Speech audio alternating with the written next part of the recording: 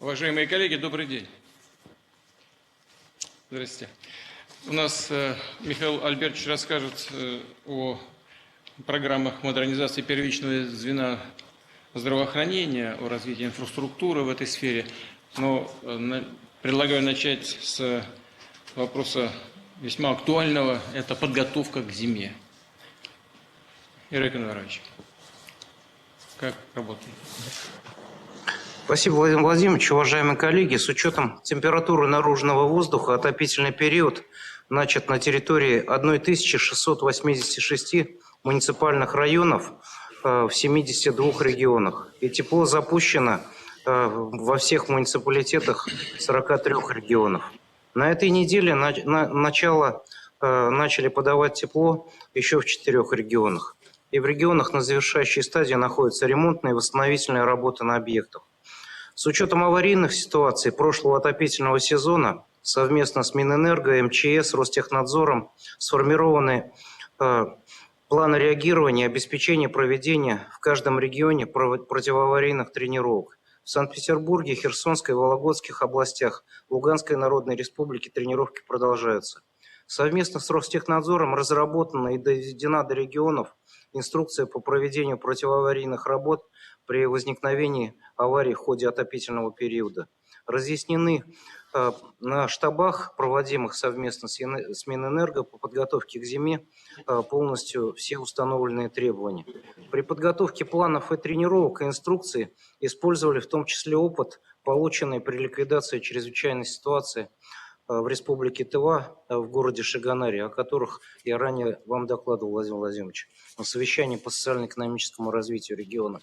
В целях усиления контроля за подготовкой к отопительному периоду приняты законодательные изменения в закон о теплоснабжении, которые предусматривают обязательное участие в оценке готовности к отопительному периоду представителей Ростехнадзора и органов Государственной жилищной инспекции.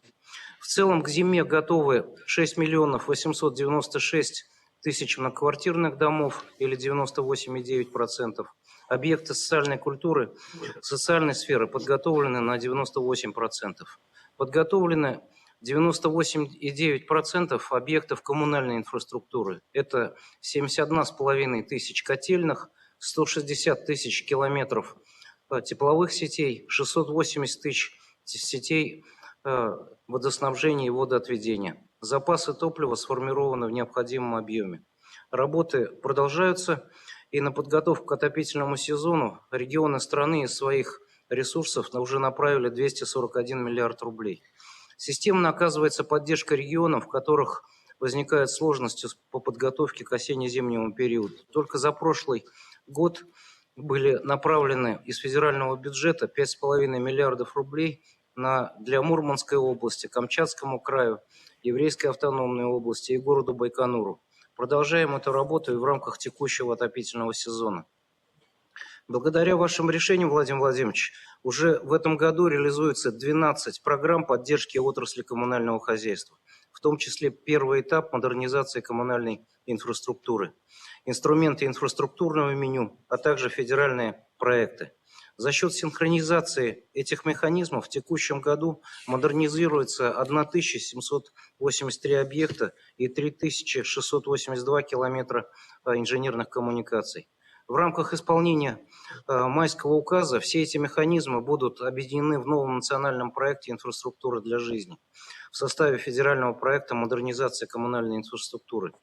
Отмечу также, что продолжается работа по комплексной интеграции воссоединенных регионов в экономику страны, и в рамках нового национального проекта включаем их во все проекты, в том числе и программу модернизации коммунальной инфраструктуры, формирование комфортной городской среды, комплексное развитие территории, а также федеральный проект «Жилье». На территориях Донецкой и Луганских народных республик, Запорожской и Херсонских областей при поддержке регионов-шефов также продолжается подготовка к зиме. Сформированы 183 аварийно-восстановительные бригады в составе 957 специалистов, 353 единицы техники. Донецк подготовлен к зиме на 97%, Луганская республика 98%, Запорожская область 95%, Херсонская область 89%. Подготовка объектов будет завершена в плановом режиме до конца октября, но готовы пустить тепло уже при возникших похолоданиях. В соответствии с вашим поручением на отдельном контроле у нас находится подготовка к зиме в Белгородской, Курской и Брянских областях. На территории Брянской области к отопительному периоду подготовлены все объекты, и 9 октября тепло пущено.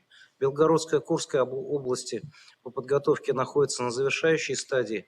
Топливо заготовлено в полном объеме. Белгородская область готовность 99,7%, Курская область 99%. С этого понедельника в Белгородской и Курской областях тоже принято решение по поэтапному пуску тепла на объекты. Проводится мониторинг системы теплоснабжения, аварийные ситуации оперативно устраняются. Доклад закончен. Спасибо за внимание. Хорошо, спасибо большое. Вот, к зиме готовимся активно. Надеюсь, что все будет сделано. Работа большая, на самом деле, по стране. А как у нас летний туристический сезон-то закончился? Дмитрий Николаевич.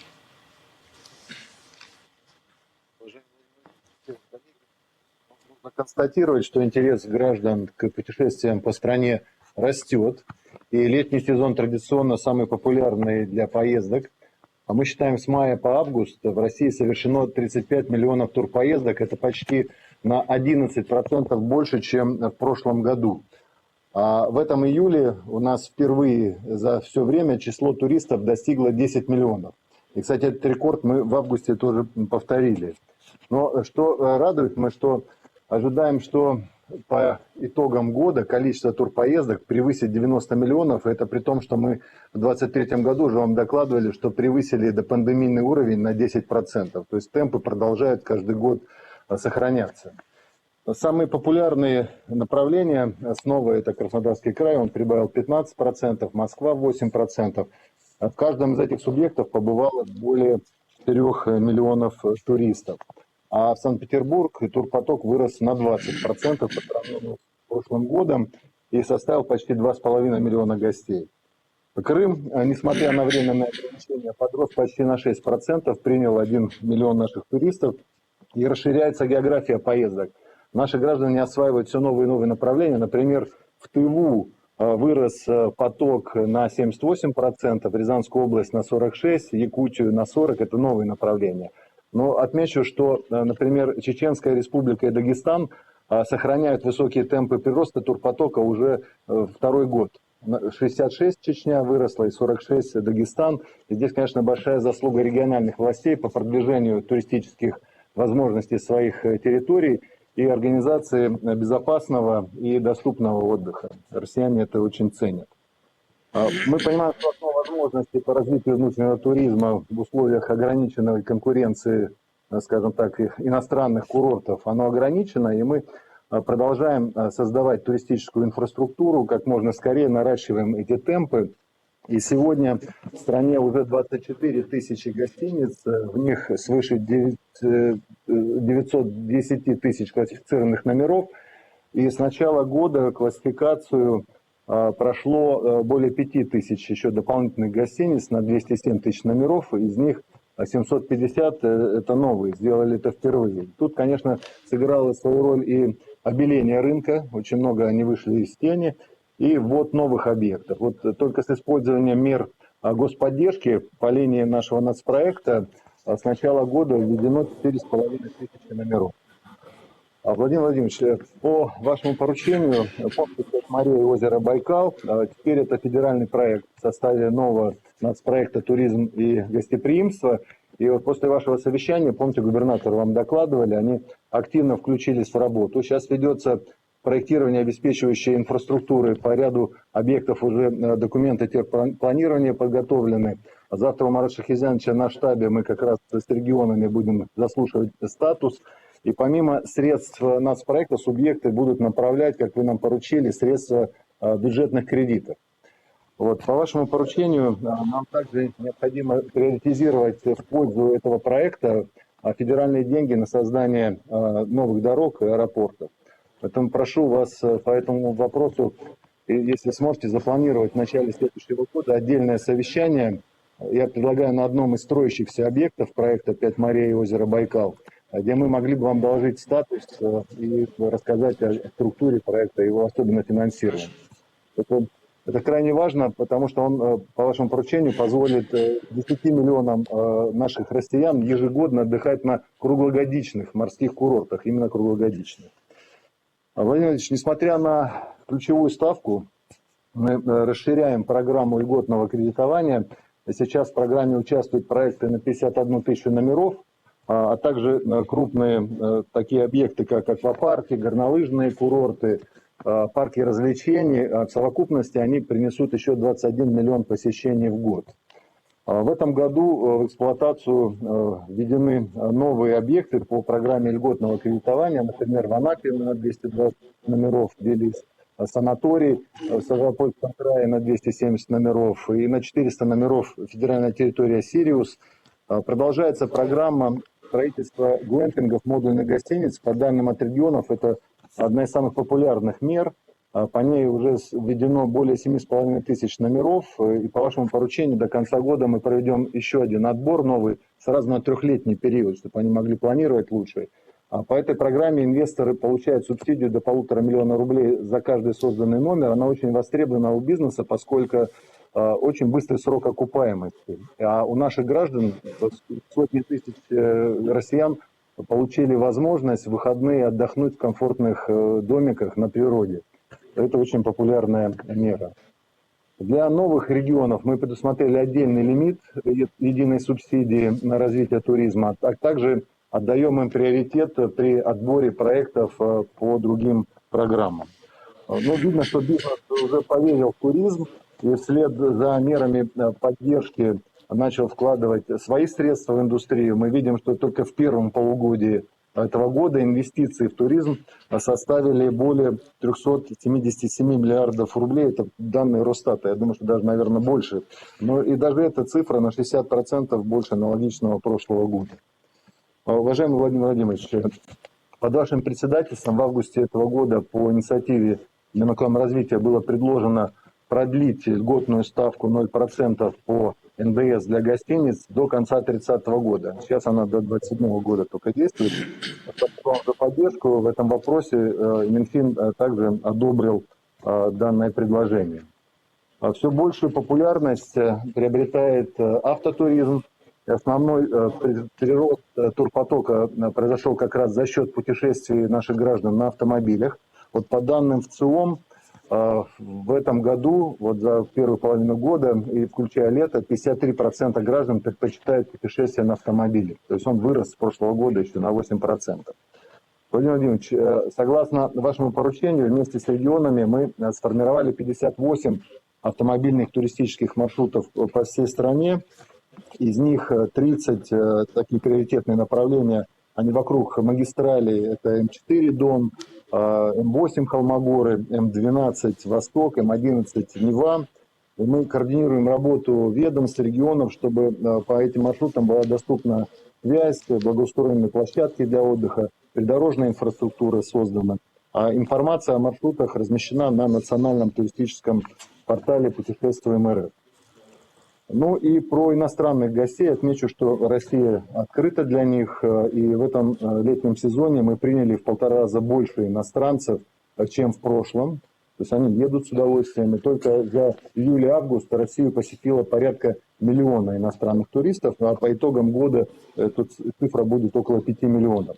Но кроме Москвы и Петербурга, хорошую динамику приема иностранных гостей показывают Приморский край, Краснодарский, Ставропольский, а также Республика Карелия, Татарстан, Новосибирская область, Иркутская, Свердловская.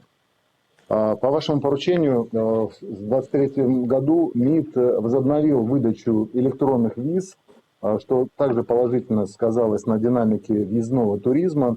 По таким визам за лето нашу страну посетил каждый 5-й иностранец, это более 300 тысяч иностранцев. Больше всего к нам приехали из Китая, Саудовской Аравии, Турции, Индии, Ирана, а также Кувейт, Бахрейн и Оман. Еще 500 000 туристов побывали у нас в рамках групповых безвизовых обменов между Китаем и Ираном с нашей страной.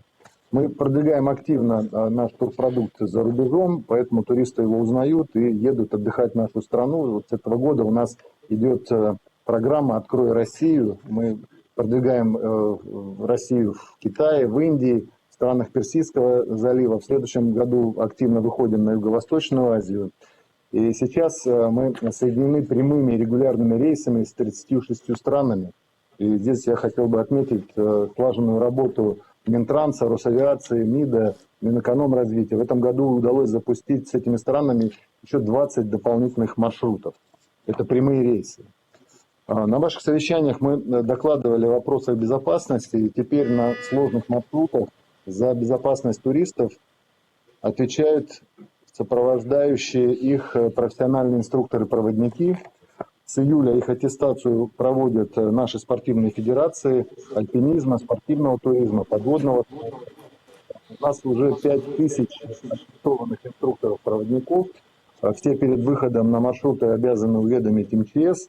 Всего за летний сезон было зарегистрировано 20,5 тысяч таких тургрупп, это по данным МЧС. И более 250 тысяч туристов, из которых 100 тысяч это дети. Данные обо всех этих походах аттестованных инструкторов, проводников, они сами вносят в электронный реестр Минэкономразвития, мы это контролируем. Владимир Владимирович, в целом по данным ВЦИОМ 45% наших граждан отметили улучшение условий летнего отдыха, это на 9% лучше, чем в прошлом году. Я понимаю, что нам есть над чем работать. Вот сейчас у нас в фокусе внимания зимний курортный сезон, зимний отдых. Поэтому 18 октября мы проводим штаб с Минэкономразвития и с субъектами, с федеральными ведомствами, чтобы зимний отдых наших граждан был комфортным, безопасным, интересным. Будем информировать о результатах. Доклад окончен. Спасибо. Спасибо большое. Поток действительно растет. И сейчас только что было сказано, Дмитрий Николаевич сказал о том, что и транспортный комплекс справляется с растущим объемом туристов. Роман Владимирович, вы-то как оцениваете работу транспорта? Здравствуйте, уважаемый Владимир Владимирович, уважаемые коллеги. Действительно работаем вместе с Дмитрием Николаевичем Чернышенко, Виталием Геннадьевичем Савельевым, Маратом Шахерзяновичем Хуснуллиным и Минэкономразвития. За 3 летних месяца российские авиакомпании суммарно перевезли без малого 35 миллионов пассажиров, на 4,3% больше, чем в прошлом году. А перевозки за апрель-сентябрь превысили 63,2 миллиона пассажиров. Прогнозируем, что по итогам летней навигации с апреля по октябрь российские авиакомпании перевезут 72,6 миллионов пассажиров с ростом 5,4%. С 1 мая по 30 сентября железнодорожным транспортом на курорты Черноморского побережья перевезено 11,6 миллионов пассажиров. Для этого к продаже было предложено свыше 14,6 миллионов мест, что выше уровня прошлого года на 3,4%. Перевозки в Крым в летний сезон составили 2,2 миллиона пассажиров с ростом на 8,2%. В летний период 2024 года обеспечена перевозка 688 400 детей, что на 1,3% больше аналогичного периода прошлого года. За первое полугодие 2024 года перевозки пассажиров на всех видах маршрутов по внутренним водным путям увеличилось почти на 10% и составили 2,47 миллионов пассажиров. Наиболее популярными маршрутами в европейской части являются направления из Москвы до Санкт-Петербурга, Соловков и в города на Волге. С 1 мая по 1 октября по Крымскому мосту в обоих направлениях проследовало почти 1 миллион 800 тысяч автомобилей и автобусов. Это на 23% больше, чем за аналогичный период 2023 года. Мы продолжаем мультимодальные перевозки по единому билету. Это 40 маршрутов, из которых 5 в Республику Абхазия. С начала летнего сезона перевезено 8300 пассажиров, это рост на 3%. С января по сентябрь перевезли 14,5 тысяч пассажиров с ростом 17%. Основные регионы туристического притяжения связывают 3500 межрегиональных автобусных маршрутов, почти в 2 раза больше, чем годом ранее. Безопасность дорожного движения по основным курортным направлениям поддерживается в том числе благодаря работникам дорожного хозяйства путем надлежащего текущего ремонта и содержания автомобильных дорог. Уважаемый Владимир Владимирович, в ближайшее воскресенье, 20 октября, дорожники нашей страны отметят свой профессиональный праздник. Сегодня в сфере задействовано более 10 тысяч организаций, в которых трудятся 750 тысяч человек. Эти люди делают все для качественного развития автомобильных дорог в нашей стране. Их работа – надежный вклад в обеспечение специальной военной операции, в обеспечение комфортных и безопасных поездок, в повышение доступности наших курортов, в развитие внутреннего туризма. Наши дорожники реализуют сложнейшие инфраструктурные проекты, которые не только связывают районы, города и регионы, но и обеспечивают их устойчивое экономическое развитие. За 9 месяцев текущего года после строительства и реконструкции и ремонта введено почти 3000 километров федеральных трасс. Это на 1000 больше, чем за аналогичный период прошлого года. Владимир Владимирович, разрешите доложить, что я сегодня работаю в Свердловской области, и в рамках 11-й международной выставки «Дорога» в Екатеринбурге сегодня мы открыли сразу несколько важнейших дорожных объектов. Это 2 участка автодороги М5 «Урал», обход поселка Октябрьской в Московской области, обеспечивающий сообщение с аэропортом Жуковский. Новый участок улучшит транспортную доступность для жителей Подмосковья и Москвы, увеличит пропускную способность федеральной трассы. Также на М5 в Подмосковье открыли участок Ульянина-Непецина протяженностью более 20 километров. Этот отрезок был наиболее загруженным в структуре очень напряженного московского транспортного узла. Здесь интенсивность движения достигает 80 тысяч автомобилей в сутки. Новый участок дороги обеспечивает бесшовное движение по 4 полосам от Бронец до Коломны и проходит в обход 5 населенных пунктов. Важность автодорожных обходов отмечена вами, уважаемый Владимир Владимирович, в послании Федеральному собранию. Мы и дальше продолжим создавать новые скоростные трассы, разгружая при этом улично-дорожную сеть, улучшая экологическую обстановку в населенных пунктах по всей стране для повышения качества жизни наших граждан. Также расширили до 4 полос участки дороги Пермь-Екатеринбург в составе маршрута Казань-Екатеринбург в Свердловской области. Участки являются частью транспортного маршрута «Россия». Время в пути между Пермью и Екатеринбургом сократилось теперь на треть. Еще отмечу капитально отремонтированный, расширенный до 4 полос 10-километровый участок трассы Р-280 Новороссия в Донецкой Народной Республике. Расширение дорог маршрута в Крым обеспечивает безопасность пользователей дороги, сохранение жизни и здоровья наших граждан. Также сегодня в Луганской Народной Республике капитально отремонтировано свыше 20 километров дороги Белгород, Старобельск, Луганск, Донецк, Мариуполь и почти 30 километров региональной дороги от Азаровки до Красного Луча. Дороги имеют высокую социальную значимость для Луганской Народной Республики, связывают множество населенных пунктов. Отмечу, Владимир Владимирович, что все эти объекты введены в эксплуатацию с опережением графиков и с высоким качеством. Уважаемый Владимир Владимирович, доклад закончил. Спасибо за внимание. Хорошо, спасибо большое. Спасибо. Я всех работников дорожного хозяйства заранее, но все-таки это будет 20-го, да, в воскресенье. Всех поздравляю с профессиональным праздником. Да, с профессиональным праздником поздравляю. А как у нас, Валерий Николаевич, как прошла и закончилась приемная кампания-то? Уважаемый Владимир Владимирович, уважаемые коллеги, приемная кампания в вузах в целом завершена. И что она показала в первую очередь? Сохраняющийся высокий спрос на высшее образование. Было подано около 8 миллионов заявлений от более чем миллиона абитуриентов. По вашему поручению мы все последние годы увеличиваем количество бюджетных мест, и в этом году оно было беспрецедентным. Это 592 тысячи, 17 бюджетных мест, большая часть из которых установлена региональным вузом, 73%. Значительно увеличилось количество заявлений, поданных через суперсервис поступления в вуз онлайн. с 35% в прошлом году до 44% в этом году. В следующем году мы планируем расширить поступление через суперсервис на магистратуру и в аспирантуру. В этом году наибольшее количество заявлений абитуриенты подали на инженерные специальности, это абсолютный рекорд, 2,3 миллиона заявлений, педагогические и медицинские специальности. В результате конкурса университеты практически на 100% закрыли выделенные бюджетные места.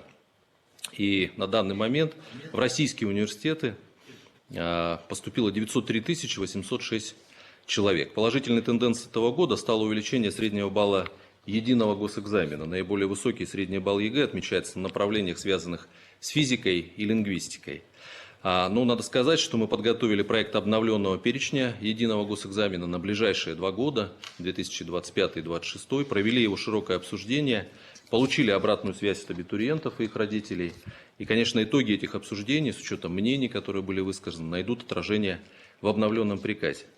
Чуть подробнее остановлюсь на результатах целевого приема. В 2024 году целевой прием впервые прошел с использованием единой цифровой платформы «Работа в России». Это позволило сделать механизм конкурса на целевое обучение более прозрачным, а доступ к нему максимально широким для абитуриентов и работодателей. Каждый абитуриент получил возможность видеть все предложения работодателей вне зависимости от региона своего проживания. Он мог подать заявку в любой вуз к любому работодателю. Студент-целевик при этом заранее знал место своей будущей работы, трудовые обязанности и даже размер заработной платы. Заказчики получили возможность заключать целевые договоры с абитуриентами, имеющими самые высокие результаты по итогам конкурса. Ну и предварительные результаты, поскольку процесс еще этот идет. В рамках квоты целевого приема уже зачислено 51,5 тысячи человек. Наибольшее количество поступивших в рамках целевой квоты зачислено на медицинские специальности, 16,5 тысяч человек. Второе место по востребованности занимают инженерные направления, на которые зачислено 13 тысяч студентов. Но также по целевой квоте приняты 4,5 тысячи будущих учителей. На направление, обеспечивающие кадрами агропромышленный комплекс, поступили 2,5 тысячи студентов. По-прежнему по числу поступивших целевиков лидируют у нас университеты Москвы и Санкт-Петербурга. Но при этом выросло количество принятых на целевое обучение в Ростовской области, в Республике Башкортостан, в Свердловской области, Республике Татарстан, в Краснодарском крае, Новосибирской области, в Самарской и Воронежской областях. Ряд регионов хотелось бы отметить отдельно, поскольку они добились очень хороших показателей заполнения выделения целевой квоты. Например, Новгородская область обеспечила 100% выполнение квоты по педагогическим направлениям и на 74% по медицинским. А в Республике Тыва выполнение целевой квоты составило 93,7%. Далее, возможность работодателям подать предложение о целевом приеме через цифровую платформу из любой точки страны стимулирует межрегиональную мобильность. К примеру, в Дальневосточный федеральный университет по квоте целевого приема в интересах предприятий и организаций федерального округа, таких как судостроительный комплекс «Звезда», компания «Транснефть», «Дальний Восток», Министерство здравоохранения Приморского края и других, зачислены абитуриенты, прибывшие из самых разных регионов, в том числе центральных и южных регионов нашей страны. Всего в вузы Дальневосточного федерального округа в рамках квоты целевого приема в этом году зачислено 2834 человека. Это хороший результат. Работа по целевому обучению не завершается вместе с приемной кампанией. Работодатели имеют возможность заключать договоры сейчас с последующим трудоустройством студентов, которые поступили по общему конкурсу. И тем самым мы даем возможность работодателям получить будущих сотрудников в более короткие сроки. Уважаемый Владимир Владимирович, мы будем совершенствовать систему и целевого приема, и целевого обучения. Уже сейчас планируем ряд изменений. Первое. Предлагаем расширить круг работодателей, имеющих право заключать договоры на условиях целевого обучения с абитуриентами. Предлагается включить в него все системообразующие предприятия, входящие в соответствующий список Минпромторга России, а также предприятия аграрного сектора. Тем самым ключевые отрасли получат дополнительные возможности по обеспечению кадрами и созданию привлекательных условий для будущих работников, обеспечив решение задач, стоящих перед экономикой и социальной сферой. Второе. Со следующего года организуем дополнительный прием на целевую квоту, что позволит в большей мере обеспечить кадровую потребность предприятий. Третье. При проведении целевого приема в интересах конкретного заказчика будем учитывать результаты участия абитуриентов в их профориентационных мероприятиях. То есть профориентационных мероприятиях, проводимых этим заказчиком. Ну и, наконец, четвертое. В новый национальный проект «Кадры» нами предложено мероприятие по развитию на базе всех университетов, центров карьеры, которые в том числе будут контролировать соблюдение целевых договоров, помогать решать возникающие вопросы, ну и обеспечить выполнение выпускниками обязательств. Доклад окончен. Благодарю за внимание. Спасибо. А школьники-то, абитуриенты, родители, они успеют сориентироваться в этих нововведениях? Да, Владимир Владимирович, спасибо. Это всегда очень такой деликатный вопрос, изменения, касающиеся порядка приема, поэтому мы 2 октября провели расширенное заседание Общественного совета министерства, пригласили всех заинтересованные стороны и пришли к выводу, что на этот год мы кардинальных изменений на 2025 год делать не будем, а на 2026 год запланировали ряд изменений, ну, в частности, для поступления на педагогические направления, по которым готовят учителей-предметников, будет введен обязательный ЕГЭ по профилю будущей специальности учителя. Ну, сегодня можно поступить, используя ЕГЭ по обществознанию, а с 2026 года можно будет, если ты хочешь стать учителем химии, ты обязан предъявить химию, там, учитель физики, физику и так далее. И вот этот временной лаг, 2 года, позволит абитуриентам адаптироваться максимально с тем, чтобы хорошо подготовиться, ну и реализовать свои замыслы. Ладно, хорошо. Антон Олегович, у вас есть какие-то комментарии по поводу целевого набора? Если можно, Владимир Владимирович, несколько слов про работу, которая строилась с работодателями. Сегодня действительно в России сохраняется минимальный уровень безработицы, уважаемый Владимир Владимирович, и формирование кадрового резерва для предприятий становится одним из основных векторов их развития, в том числе на среднесрочную перспективу. Мы проводили достаточно обширную работу в рамках приемной кампании. Она была связана с созданием на онлайн-платформе «Работа в России» специальной подсистемы, которая позволила работодателям знакомиться с характеристиками образовательных программ, выбирать наиболее подходящие, формировать предложения для абитуриентов и учащихся.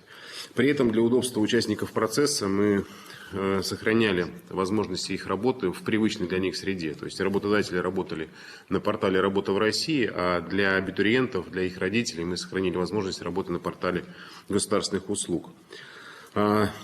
Также проводилась активная информационно-разъяснительная кампания, были рассылки, онлайн-консультации, прямые эфиры для организаций, в том числе при поддержке социальной сети ВКонтакте. Самыми крупными заказчиками, такими как РЖД, Росатом и другими, велась отдельная самостоятельная работа. Мы персонально с коллегами проводили данную кампанию.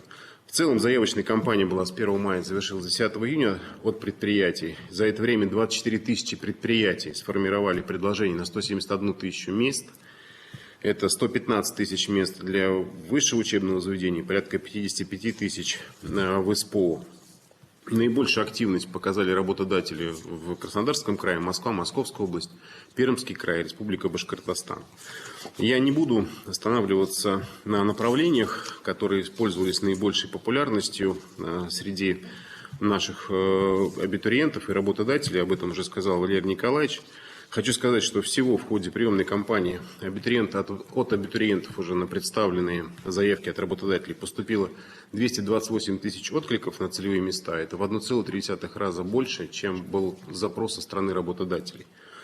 При этом на сегодняшний день по итогам приема заключено договоров между заказчиками и поступившими по целевой квоте в высших учебных заведениях на 40% от заявленных работодателями предложений, по СПО.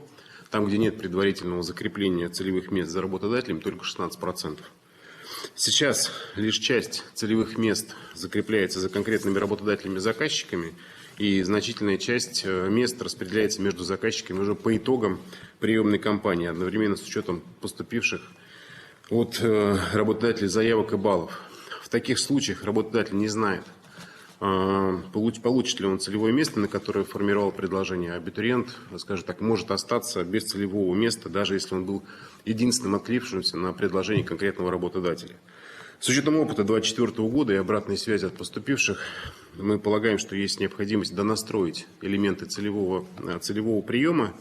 Первое. Необходимо постепенно повышать долю учебных мест, которые закрепляются за конкретными предприятиями в общем объеме той выделяемой квоты под целевое обучение, которое есть. Это позволит четко выстраивать работу организации с поступающими приемными комиссиями вузов, а также будет способствовать распределению целевых мест между предприятиями с учетом роли конкретного предприятия в экономике региона и в развитии соответствующих отраслей страны. Второе, о чем уже сказал Валерий Николаевич, нам нужно расширять круг работодателей, которые имеют право на целевой прием. Сегодня у нас в этом случае большее количество приоритетных для экономики организаций сможет формировать резерв на основании целевого приема. Сейчас я и речь веду об предприятиях обрабатывающей промышленности, оборонно-промышленного комплекса, машиностроения и так далее. Третье. Нам необходимо синхронизировать подготовку пятилетнего прогноза кадровой потребности и выделение целевых квот. Сегодня нужно максимально полно учесть запрос рынка труда, поэтому с будущего года мы синхронизируем по срокам опрос работодателей для формирования пятилетнего прогноза кадровой потребности и заявочную кампанию, которая будет направлена на формирование целевых мест на предприятиях. Само распределение квот по специальностям, направлениям и уровням подготовки, а также конкретным работодателям мы четко хотим увязать с перспективной потребностью, которая будет формироваться в рамках прогноза. Кроме того, уважаемый Владимир Владимирович, с 1 января 2025 года мы планируем ввести адресное сопровождение уже специалистами центров занятости ребят, которые сегодня обучаются, включая целевиков. Этот сервис будет доступен для учащихся как в высших учебных заведениях, так и в системе СПО. Этот проект мы реализуем совместно с ОСИ и считаем, что такая работа позволит в том числе и содействовать заключению договоров о целевом обучении с теми студентами, кто уже учится на бюджетной контрактной основе, а также позволит трудоустроить ребят еще на этапе обучения уже на предприятиях соответствующего профиля по тем специальностям, на которых они учатся. Уважаемый Владимир Владимирович, рассчитываю, что эти шаги позволят нам повысить уровень трудоустройства студентов и сформировать необходимый кадровый потенциал для развития наших отраслей экономики. Спасибо. Да, я согласен полностью, это очень важно. И эти предложения, они, видно, они основаны на потребностях рынка труда, поэтому вы их оформите, направьте, я не знаю, это же нужно, чтобы и по линии образования, и по линии социальной политики все это соответствовало. Владимир Владимирович, с Валерием Николаевичем Фальковым мы это обсуждали, он также эти предложения поддерживает, поэтому при вашем согласии мы оформим к соответствующему поручению. Давайте. Вы просто на председателя оформите, Михаил Владимирович, сегодня в командировке. Оформите это предложение, наверняка будет поддержано 100%. Если что-то от меня нужно, пожалуйста, в любую секунду. Ладно? Договорились. Хорошо. Сейчас мы говорили о вопросах кадрового обеспечения экономики. Есть и другие фискальные вещи. Данил Вячеславович, у нас налоговая амнистия идет с июля этого года. Как она развивается?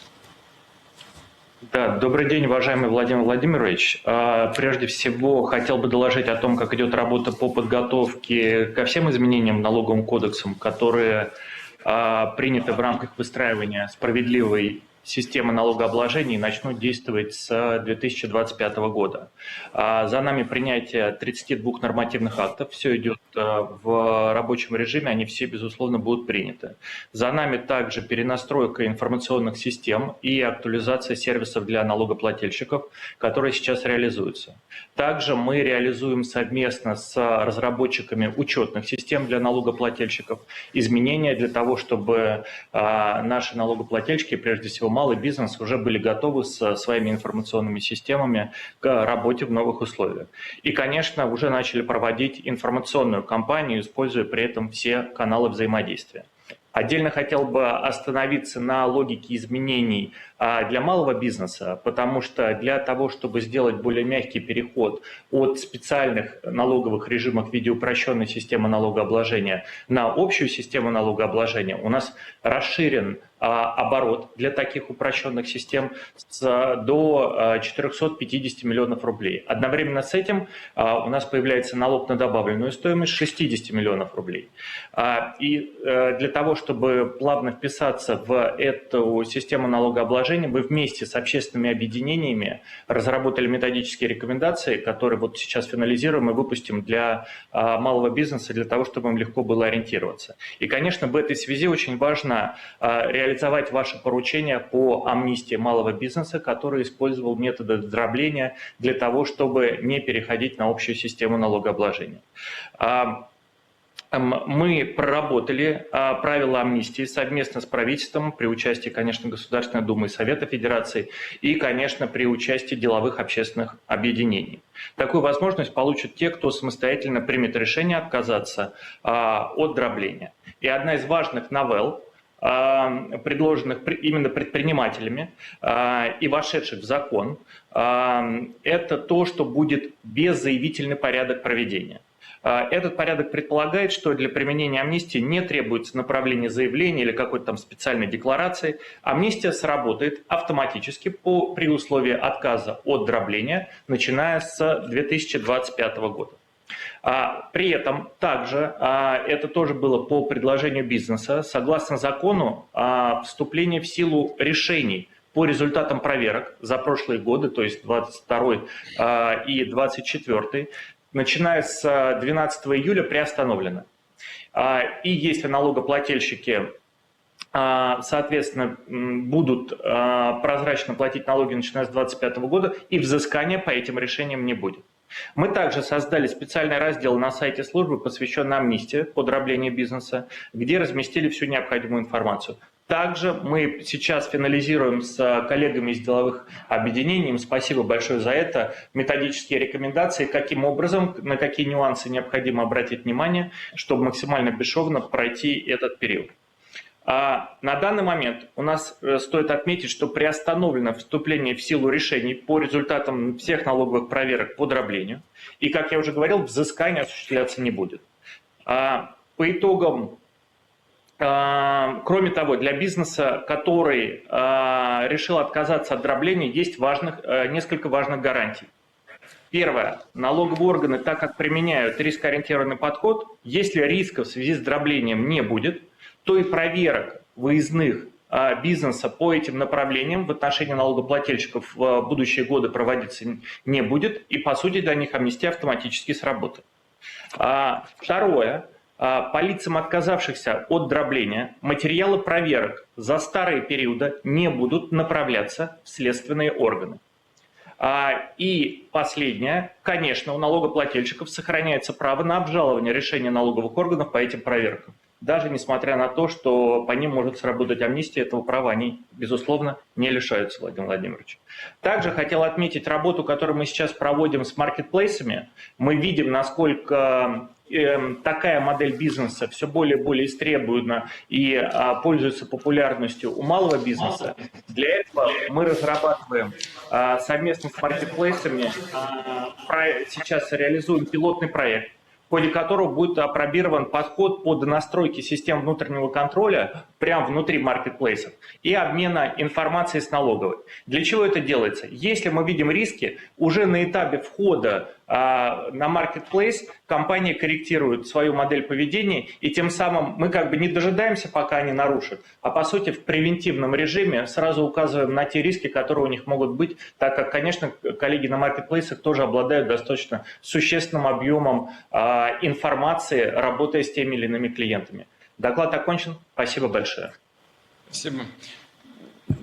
Данил Вячеславович, а на основании чего вы приходите к выводу о том, что конкретный бизнес, конкретная компания отказались от дробления-то? Автоматически вы сказали, а на основании чего?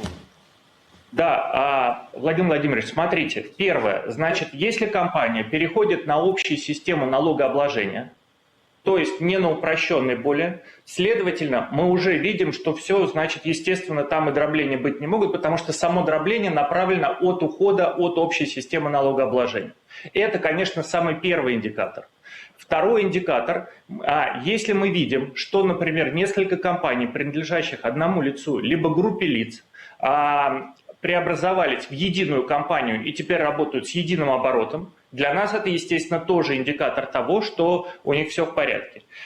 И третье, так как, вот, на что вы правильно обратили внимание, что вот так вот прям сразу не видно, насколько там есть дробление. Я имею в виду не дробление в целом как таковое, именно плохое, то есть то, где есть злоупотребление. То это требует, соответственно, более детального анализа. Если мы в сторону убираем те два первых пункта, о которых я сказал ранее, то остается там, где это может быть, скажем так, в латентном режиме. И вот в этом случае, если у нас есть набор факторов, индикаторов, этих индикаторов там есть определенное количество, при этом эти индикаторы выработаны судебной практикой. Это могут быть одни IP-адреса, это может быть одна система контроля, это может быть одна система и цепочка производства товара, где каждая компания якобы существует отдельно, или, например, наоборот, сеть, при которой продают вроде бы как бы отдельные компании, но на самом деле у нас есть, так как мы обладаем достаточно серьезными массивами информации,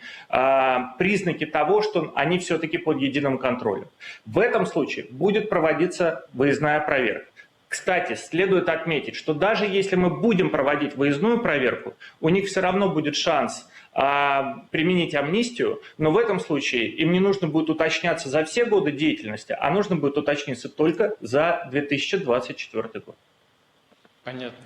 Спасибо.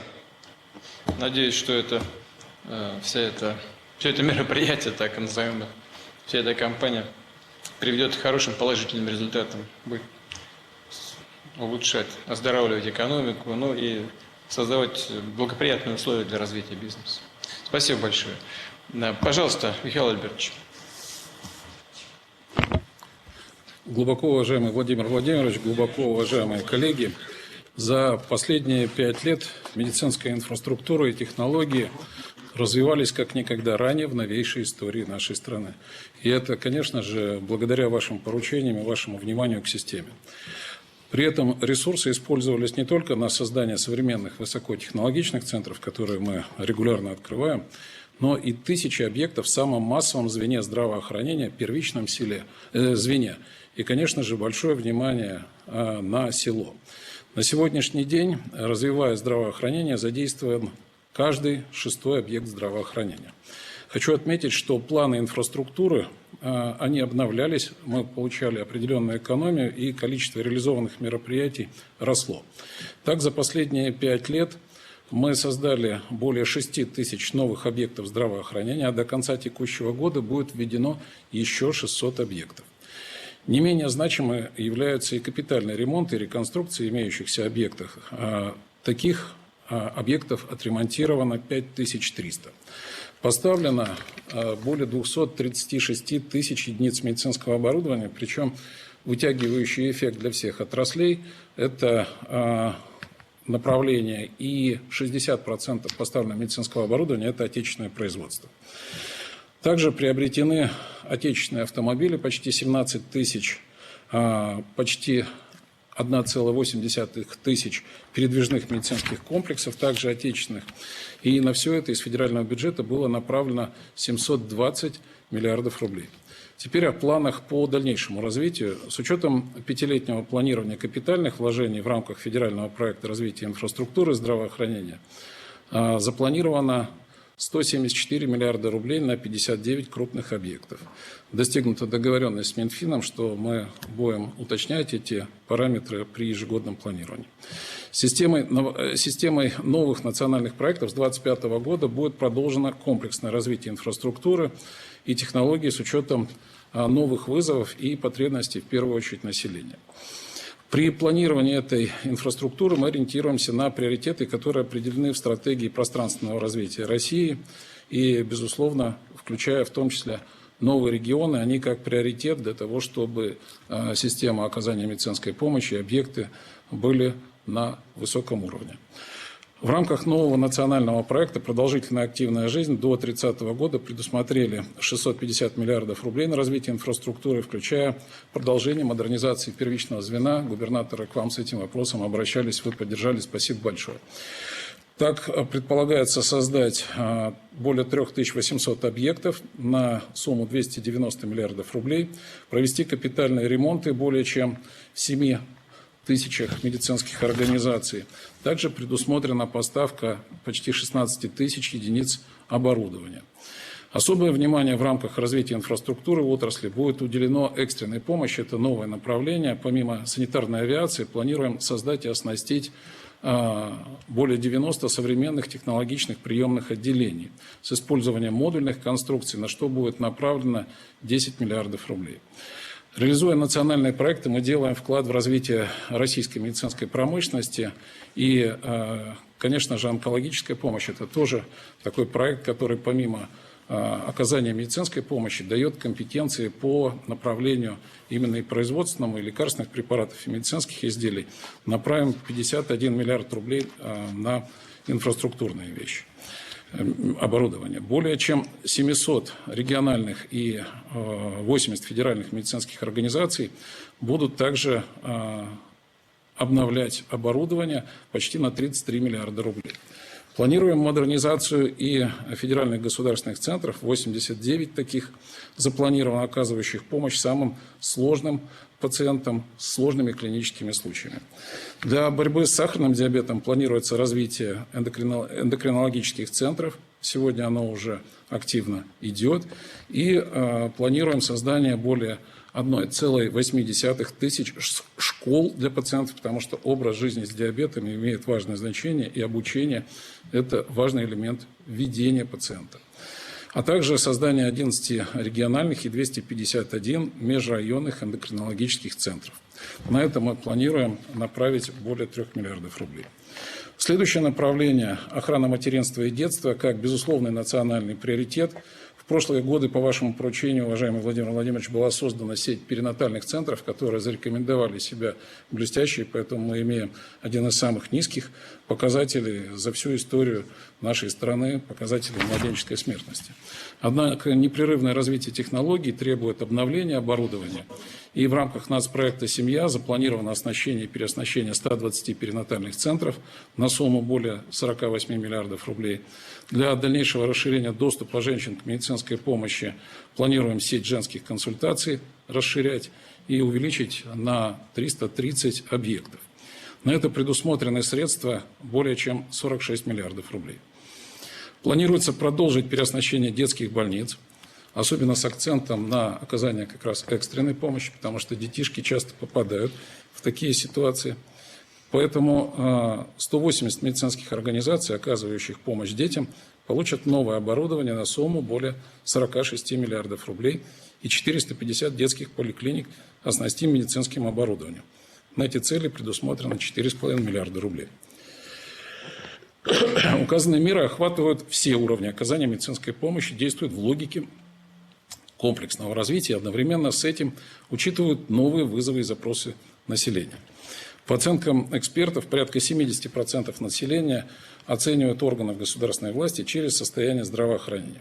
По вашему поручению, уважаемый Владимир Владимирович, мы отслеживаем реакцию населения на развитие медицинской помощи, на удовлетворенность, и видим, что за последние 2 года масштабных преобразований положительные оценки увеличились в 1,5 раза. Но работать по этому направлению нам нужно комплексно, и включая в том числе медицинский персонал также должен быть активно адаптирован к новым форматам работы. Все эти новые объекты, оборудование, транспорт на современном этапе развития инфраструктуры – это не просто новые здания, прежде всего это новые технологии, которые благодаря вниманию со стороны государства становятся доступны миллионам нашим граждан. И поэтому именно ориентация на население, на граждан нашей страны – это приоритетный акцент. Ну и в завершении, сегодняшнее совещание началось с подготовки к зиме. Хочу отметить, что, уважаемый Владимир Владимирович, система здравоохранения тоже готовится. Для нас это эпидсезон и повышенная заболеваемость. Закуплено 71 миллион доз вакцины против гриппа. Своевременно все поставляется в субъекты, начиная с июля месяца. Активно идет вакцинация. Хочу отметить, что сегодня уже 39 миллионов человек прошли вакцинацию. Это 45% от подлежащих. И хочу в первую очередь отметить, обращаясь к гражданам нашей страны, вакцинация от гриппа для лиц, особенно старшего возраста, имеющих хронические заболевания, это не просто рекомендация, а необходимость, поскольку это позволяет и защитить свое здоровье, и сохранить его в этот зимний сезон. Спасибо большое. Доклад закончен. Достаточно у нас препаратов-то для вакцинирования? Да, все поставлено вовремя. Мы активно вовлекаем и работодателей. Но думаю, что именно когда и сами работодатели заботятся о приобретении вакцин дополнительно для своего персонала, это экономически для них абсолютно оправдано, потому что больничных листов меньше и, соответственно, не страдает производственный процесс. Поэтому мы акцентируем внимание на всех разделах. Прививки на этот год, которые рекомендуются, они отличаются от прошлого года? Конечно. Каждый эпидсезон обновляется антигенный состав, он актуализируется по прогнозам, для этого работают специальные группы экспертов. И, конечно же, каждый сезон мы планируем именно с новым антигенным планируемым составом. У нас достаточно отечественных препаратов, да? Или мы закупаем? Нет, мы полностью обеспечены сегодня отечественными вакцинными препаратами против гриппа. И хочу сказать, что отечественное производство, оно качественное. И количество производителей достаточно для того, чтобы удовлетворить потребности нашей страны. Ну, и это, конечно же, в том числе экспорт.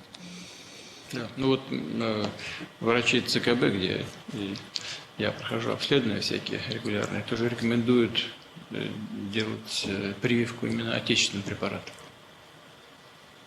Абсолютно правильно, поскольку и в этом году хочу отметить, что для лиц старшего возраста подготовлены специальные вакцины с максимальной защитой от вируса гриппа. Но это позволяет избежать тяжелых осложнений. Поэтому спасибо вам большое, что вы на этом акцентировали внимание. Спасибо большое.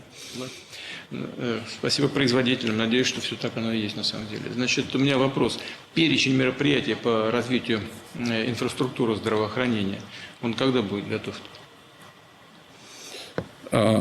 Все мероприятия сегодня защищаются каждым субъектом Российской Федерации. У нас создан специальный ресурс, в котором мы полностью проинвентаризировали все объекты здравоохранения. Фактически мы на финальной линии, поэтому все будет сделано в срок. Мы каждый регион заслушиваем отдельно, это обсуждается с населением, поэтому я думаю, что нам остается где-то 2-3 недели до финализации. Когда вы сказали в срок, сразу у меня возник вопрос, а срок-то какой? Как вы для себя определили? То есть еще 2-3 недели еще? Да, мы, поскольку каждый регион заслушиваем и каждый отрабатывается, поэтому мы этой работой занимаемся уже фактически с июля месяца. Хорошо. Это очень кропотливая и выверенная работа. Хорошо. Вы сейчас упомянули регионы, а вот формирование региональных программ развития здравоохранения, они с учетом вот этого федерального компонента финансирования, этой работы когда будет завершена? Вот все фактически федеральные проекты, они абсолютно четко выверяются с программой развития регионов, с бюджетами регионов. И поэтому то, что я сказал, вот мы с июля месяца работаем, это как раз пообъектная выверка, то, что должно быть сделано с учетом потребностей каждого региона. И когда мы собирались у вас, прозвучал вопрос от губернатора Ивановской области, чтобы именно приоритизировать, индивидуально рассматривать. Поэтому именно в таком ключе двигаемся. Антон Германович, как у нас с федеральной частью финансирования? У нас все поручения послания, которые касались здравоохранения, учтены. Вы в послании определили объем 1 триллион рублей дополнительно на 6-летний период направить на здравоохранение. Такой объем у нас поставлен. Мы сейчас подготовили бюджет в рамках первой трехлетки. Как сказал Михаил Альбертович, еще в течение следующих периодов будем изыскивать и какие-то дополнительные источники. Это у нас налоговые дополнительные поступления и от алкоголя, от сахаросодержащих напитков. Поэтому ресурсы есть. Вы справедливо задали вопрос, а когда регионы получат информацию об объемах мероприятий, которые реализуются в рамках нацпроекта. Ко второму чтению. Мы сейчас собираем поправки, предложения по поправкам уже от наших министерств и ведомств. На следующей неделе они будут готовы. Распределения по субъектам Российской Федерации будут внесены в Государственную Думу ко второму чтению. Первое чтение у нас 24 октября. и после этого сразу значит, правительство будет готовить предложение о региональной составляющей. Рассмотрим с депутатами, членами, сенаторами на трехсторонней комиссии, вот, и все распределения внесем к второму чтению. Хорошо. У нас предварительно было запланировано где-то 900 миллиардов, да, и мы договорились с доп. Доходов еще триллион, да? У нас на национальный проект «Продолжительная активная жизнь» предусмотрено 938 миллиардов рублей. Да. И еще в рамках нацпроекта «Семья» 147 миллиардов рублей. Понятно. Спасибо.